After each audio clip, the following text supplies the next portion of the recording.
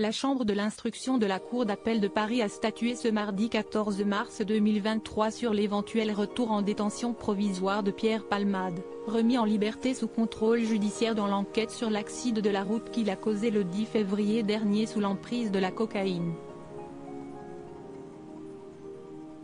Il reste placé sous contrôle judiciaire, a décidé la justice, et il a interdiction de quitter l'hôpital où il est pris en charge, une forme d'assignation à résidence mais sans bracelet électronique, ni policier devant sa chambre.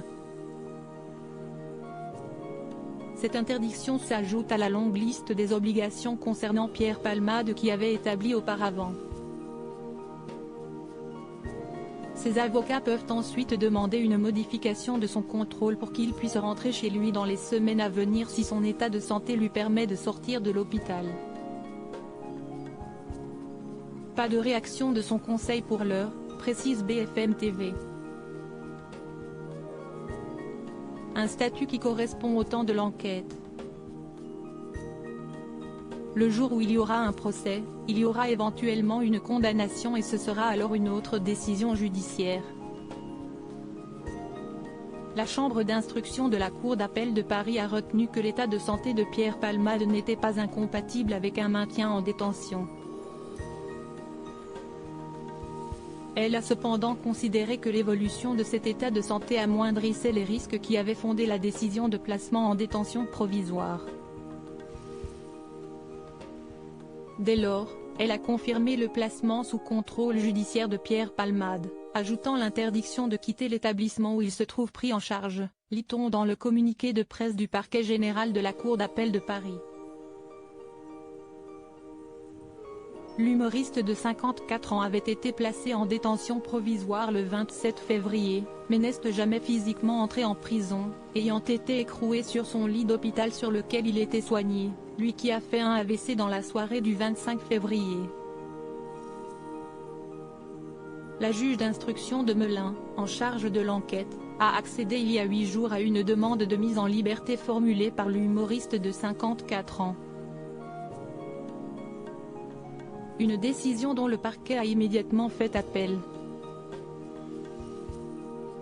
La Chambre de l'instruction de la Cour d'appel de Paris, dont dépend la Seine-et-Marne, a entendu vendredi les parties et a mis sa décision en délibéré à ce mardi matin. L'état de santé de l'humoriste est au cœur du débat, s'y est vraisemblablement là-dessus que s'est appuyée son avocate. Sur son état de santé qui s'est, depuis le 27 février, dégradé, on sait qu'il a fait un AVC, qu'il a subi une intervention chirurgicale très récemment, a-t-on entendu sur BFM TV. Après examen, un expert médical avait estimé que le contexte pathologique justifiait la poursuite des soins à l'hôpital et que son état de santé n'était pas compatible avec une détention provisoire à court terme. 3 victimes après ce grave accident. Pierre Palmade était au volant d'une voiture avec 2 passagers à l'arrière quand il a percuté frontalement sur la voie en contresens un autre véhicule. Une violente collision qui a fait 3 blessés graves, un homme de 38 ans, son fils de 6 ans et sa belle-sœur de 27 ans, qui a perdu après la collision le bébé qu'elle attendait. Seul le père de famille reste hospitalisé, a indiqué à l'AFP Babacar Yacout. Son cousin, son fils fait des allers-retours à l'hôpital mais dort à la maison. En garde à vue, l'artiste, en proie depuis des décennies à des problèmes de toxicomanie, a reconnu avoir consommé de la cocaïne et des drogues de synthèse avant de prendre le contrôle de son automobile, selon le parquet de Melun.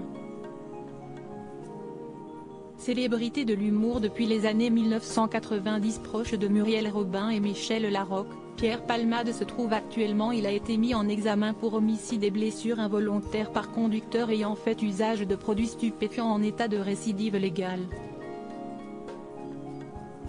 Quant aux investigations parallèles sur la détention d'images pédopornographiques, lancées après un signalement effectué auprès de la police, aucune accusation n'est à ce stade retenue contre le comédien dans ce dossier.